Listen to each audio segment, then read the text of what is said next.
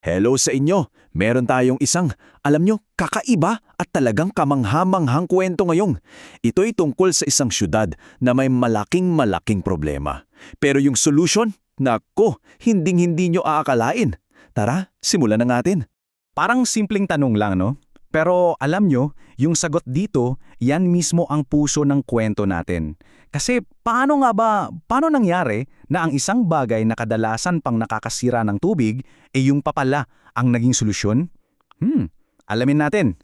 Okay, so ang kwento natin, nagsisimula to sa isang napakagandang lugar, ang siyudad ng Jericho. Kung titignan mo, para talaga siyang paraiso.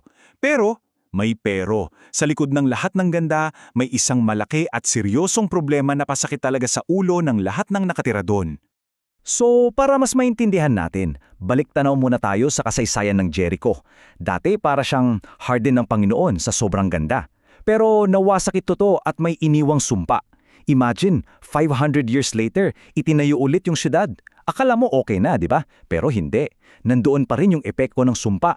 Yung tubig na dapat nagbibigay buhay naging mapait at dahil doon namamatay ang mga pananim. Malaking problema to. So, dahil doon, syempre hindi na sila makapagtanim. Naghirap talaga sila. Desperado na, kumbaga. Kaya ang ginawa nila, nilapitan nila ang isang kilalang propeta, si Eliseo. Matalino siya, mabait, kaya sa kanya sila umasa na sana may solusyon siya sa mapait nilang problema. At dito na nagiging exciting yung kwento.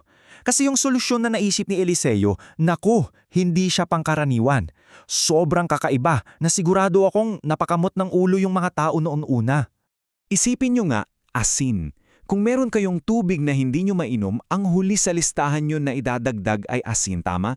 Kasi diba lalo lang aalat yan, lalo lang sisira. Pero yan mismo ang hiningi ni Eliseo. Sabi niya, dalhin nyo ko ng bagong bangga at lagyan nyo ng asin. Okay, so eto na. Dito na tayo sa climax ng kwento. Dinala ni Eliseo yung banga na may asin. At saan siya pumunta? Diretso siya sa pinaka-source ng problema, doon mismo sa bukal ng mapait na tubig. At ang ginawa niya, parang ang simple lang. Step 1, pinuntahan niya mismo yung pinanggagalingan ng problema. Step 2, inihagis niya yung asin doon sa tubig. At ito ang importante, Step 3, dineklara niya na hindi galing sa kanya yung kapangyarihan, kundi pinagaling na ng Diyos yung tubig. So anong nangyari? Grabe, isang himala. Yung dating mapait na tubig na parang amoy kamatayan, naging dalisay, naging purong-puro at nagbibigay buhay. At yung lupa na dating tuyot na tuyot, naging isang napakagandang paraiso. Total transformation, ika nga. At heto pa, hindi to yung parang band-aid solution lang ha, naging permanente yung paggaling ng tubig. Simula nung araw na yun, nanatiling malinis at dalisay. Dahil doon, ang Jericho muling naging isang lugar na punong-puno ng buhay. So yun yung kwento. Pero alam nyo, hindi lang to basta kwento tungkol sa isang himala sa tubig. Yung asin, yung bukal, lahat yan may mas malalim na ibig sabihin para sa atin ngayon. Yung aral dito, yung tungkol sa asin, yan din mismo yung itinuro ng tagapagligtas. Sabi niya, tayo daw ay asin ng sanlibutan. Anong ibig sabihin nun? Well, parang yung asin na naglinis ng mapait na tubig, ang misyon din natin ay maging instrumento para magdala ng kabutihan at paggaling sa mga tao sa paligid natin. Kung iisipin natin, yung mapait na bukal, parang yan yung mga tao na minsan may pinagdadaanan, di ba? May mga problema, may mga kalungkutan, at ang totoo, ang mundo natin puno ng mga taong nangangailangan ng isang saving influence. Isang tao lang na magdadala ng kabutihan at pag-asa sa buhay nila. So, ang tanong na yon, paano natin gagawin yon?